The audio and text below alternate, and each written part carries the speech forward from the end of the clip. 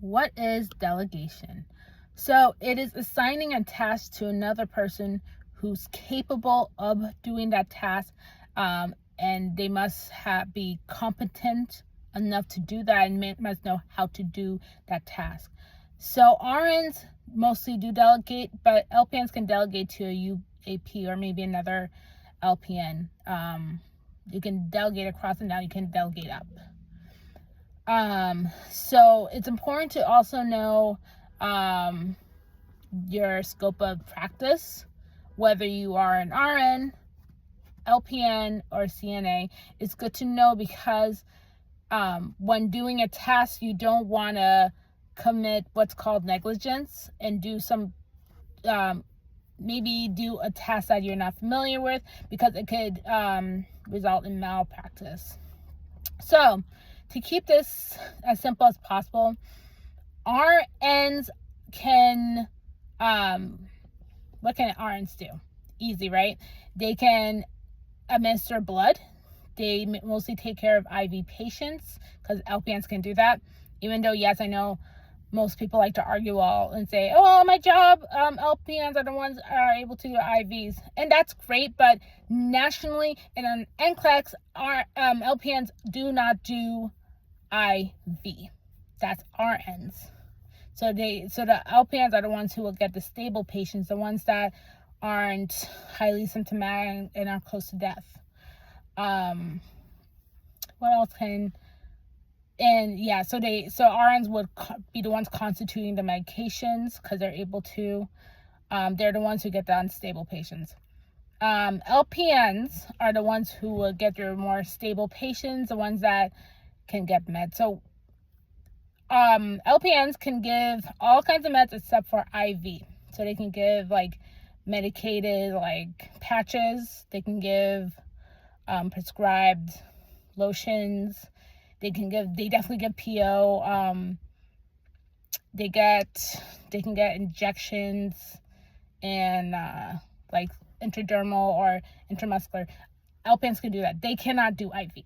Although, yes, even though, like I said just a second ago, some LPNs, and depending on the state, can do that, but nationally on an NCLEX, they're not supposed to, because I am IV trained, actually, believe it or not. And here's the thing, I'm an RN in New Hampshire, but in Massachusetts, they only recognize me as a effing LPN. Goddamn, but that's going to be another video, another rant. Now, as for CNAs only get stable patients. They're the ones who you can assign to be a sitter, that when you do a one-on-one patient. They do your ADLs. They only chart about what they do. They're not charting about the patient. That's what RNs and LPNs do. They're charting about everything about the patient, really. The UAPs or CNAs, they just chart what they've done with the patient. That's it. One more thing I forgot to also mention, RNs they're the ones who do the initial first baths, first walks, especially when someone just got out of surgery. They're the ones who are doing the first initial assessment. They're the ones who do the teaching. They're the ones that are evaluating things. LPNs can reinforce teaching. That's what LPNs do. They don't do the first of anything. That's what RNs do. And our UAP CNAs, they don't feed the stroke patient, and I don't think the LPNs do that as well. So in the NCLEX, that would be what the RN does, because they're because patients that have the... Oh, that's a horrible, sorry, I just got distracted because I'm just seeing like a broken glass. Jeez, they need to get a shit fixed. But basically, patients with dysphagia, they're at a high risk of aspirations. They can choke. So, which is why it's better that the RN's the one doing that.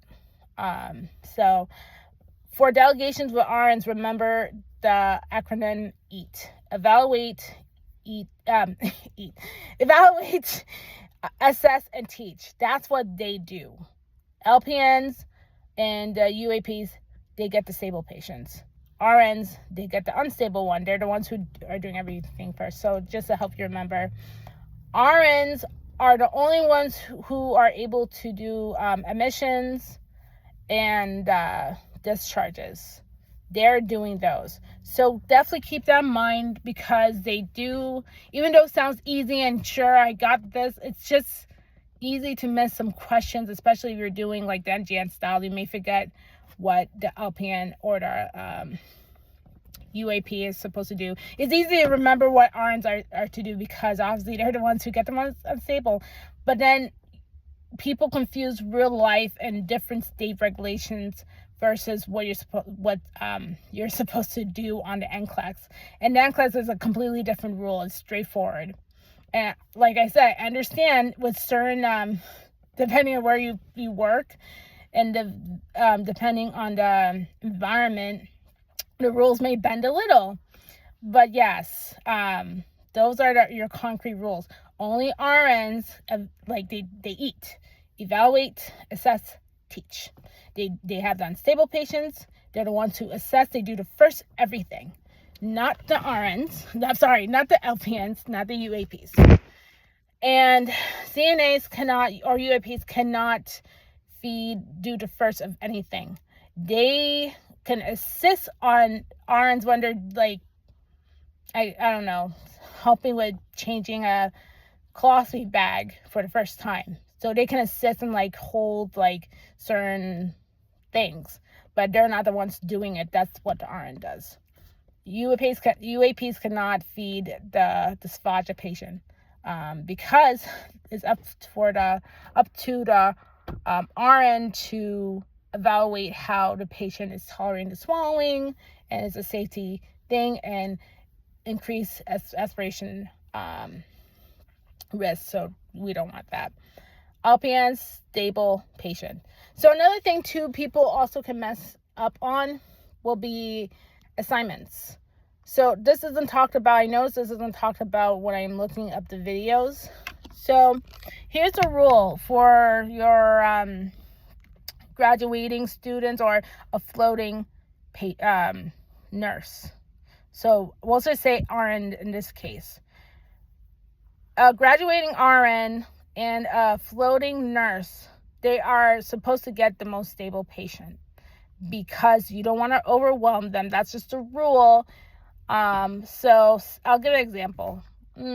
So let's say this nurse is coming from pediatric floor, right? Pediatric med surg. I don't know if that's really a real floor, but let's just say they're going to a med surg floor, and you would want to give them like maybe an IV patient, and I'm just saying this is an RN.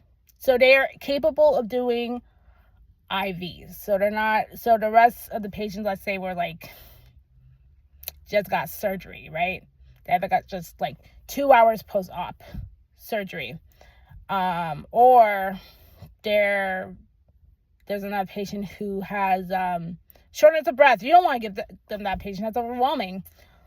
Or there's someone who is having a cardiac crisis. So you're going to give the IV patient because they're stable, and then the RN is able to do IV because it's within their scope of practice. And another thing is, it depends on if they were trained to do it, right? But we'll just pretend this RN is able and capable of doing IVs. So that's something you need to also keep in mind. Anyway, I hope this delegation video helps. I hope this delegation video does help. I'm sorry, I'm so tongue-tied sometimes. Just forgive me. Sometimes I can't words, and I'm just doing this on my day off. But I hope that helps. And if you ever want to get more like insight, you can do Marquet. And the way to get Marquet, I would say, is either through Reddit, and you can type up Marquet Lecture 12. And Lecture 12 will have priority and delegation and a little bit of cookie crumbs for you to understand, to take that test. I've listened to that lecture so many times. Then there's HETV. Is it HETV? And some wonderful nurse, awesome RN, kind of broke it down. I think she goes over assignments, but assignments basically, I think in Delegation she's talking about it. So like I said, graduating and floating nurse, they get the stable patient, period. And it has to be within their scope of practice. So whether it's an RN, LPN, they need to be given the patient that they're able to work within their scope of practice. So I hope that helps. All right, take care. Have a good day. Maybe next time I won't look like a hot mess. All right, take care. Bye.